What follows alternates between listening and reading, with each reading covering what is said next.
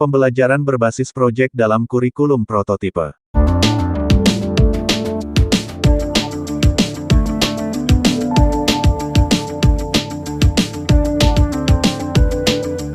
Pembelajaran berbasis proyek menjadi model pembelajaran, yang nantinya akan digunakan di seluruh jenjang saat penerapan kurikulum baru tahun 2022, yaitu kurikulum prototipe. Sudahkah Bapak Ibu Guru memahami betul apa itu model pembelajaran berbasis proyek? Mari kita simak informasi selengkapnya. Pembelajaran berbasis proyek. Model pembelajaran berbasis proyek atau Project-Based Learning merupakan sebuah model pembelajaran yang memanfaatkan proyek atau kegiatan sebagai inti dalam proses pembelajaran. Siswa dapat melakukan kegiatan eksplorasi, penilaian, observasi, interpretasi, untuk dapat memperoleh sebuah pengetahuan baru, keterampilan baru, serta sikap sosial yang seharusnya. Manfaat pembelajaran proyek. Banyak sekali manfaat yang diperoleh dalam penerapan pembelajaran berbasis proyek ini, seperti berikut ini. 1. Siswa menjadi pembelajar yang lebih aktif. 2. Proses kegiatan belajar mengajar menjadi lebih interaktif atau multiarah. 3. Pembelajaran menjadi terpusat pada siswa. 4. Dalam hal ini guru berperan sebagai fasilitator pembelajaran. 5. Mengembangkan kemampuan berpikir tingkat tinggi siswa. 6. Proyek dapat memberikan kesempatan siswa untuk dapat memanage sendiri kegiatan, atau aktivitas penyelesaian tugas, sehingga melatih mereka menjadi mandiri. 7. Siswa dapat pemahaman konsep atau pengetahuan secara lebih mendalam. Langkah-langkah pembelajaran berbasis proyek. Di dalam pelaksanaan model pembelajaran berbasis proyek, memiliki langkah-langkah atau sintaks, yang menjadi pembeda daripada model pembelajaran lainnya, dan langkah-langkah pembelajarannya, seperti berikut. 1.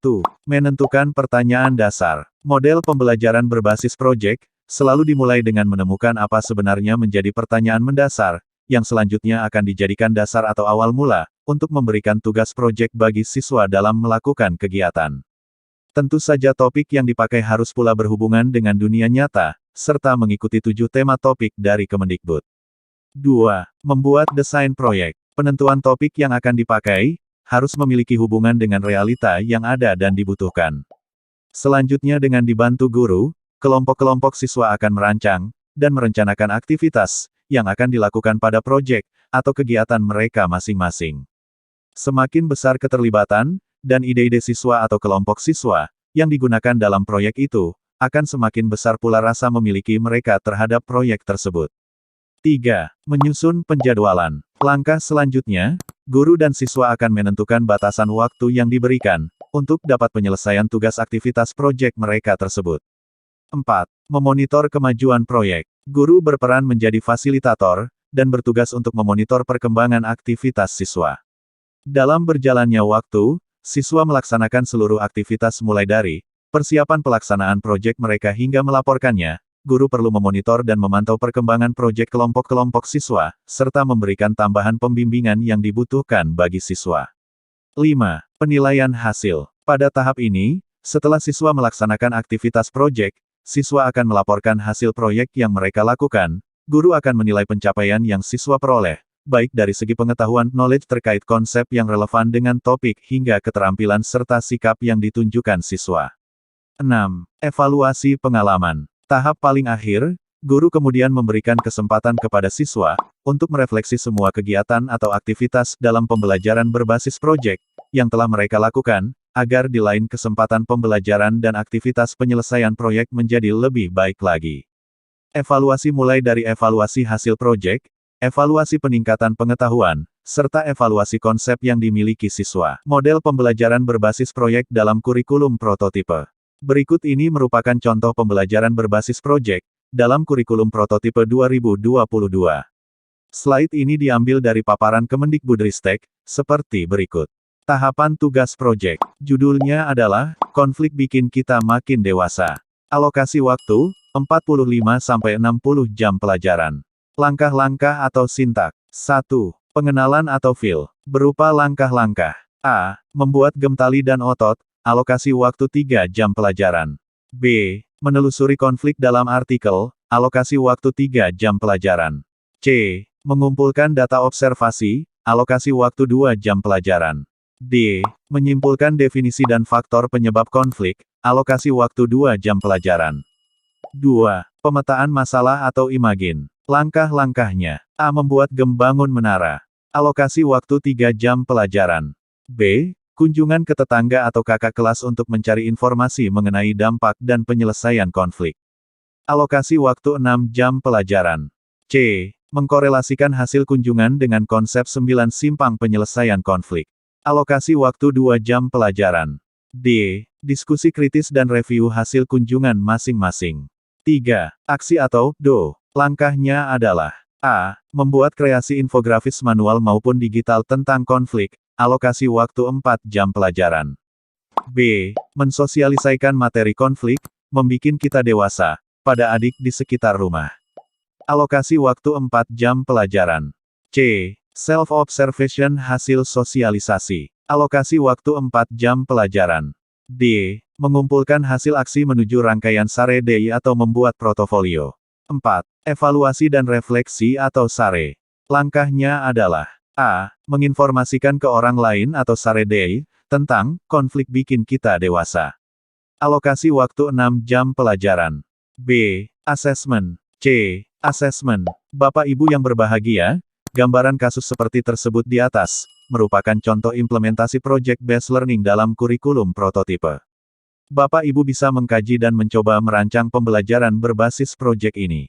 Kemendikbud telah menyediakan 7 tema utama yang perlu dikembangkan menjadi modul atau tujuan yang lebih spesifik.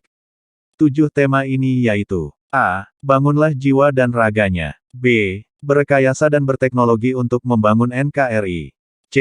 Bhinneka Tunggal Ika. D. Gaya hidup berkelanjutan. E. Kearifan lokal. F. Kewirausahaan. G. Suara demokrasi. Hambatan-hambatan implementasi pembelajaran berbasis proyek.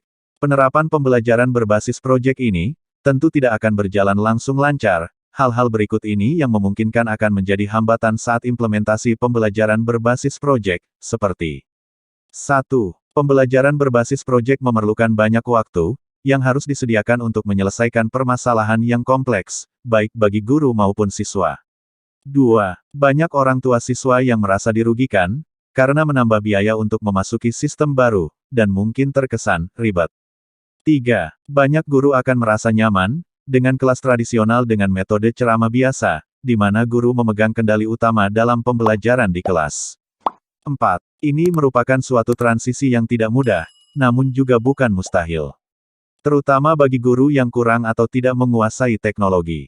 Penilaian pembelajaran berbasis proyek. Karena pembelajaran ini dapat memberikan hasil belajar dalam bentuk pengetahuan knowledge, keterampilan atau skill atau psikomotor, dan sikap attitude atau afektif, maka penilaiannya pun dilakukan untuk ketiga ranah ini.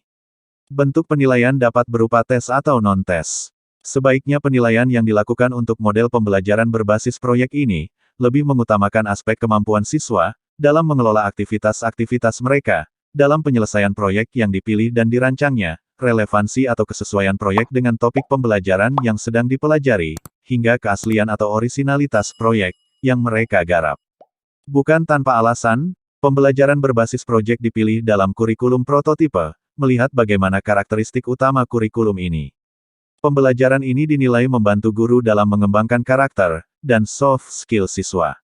Dari hasil survei yang dilakukan oleh Kemendikbudristek, terhadap 2.113 responden, hampir semua guru dan kepala sekolah telah mempelajari contoh-contoh proyek yang diberikan. Distribusi contoh-contoh proyek sudah dilakukan dengan baik.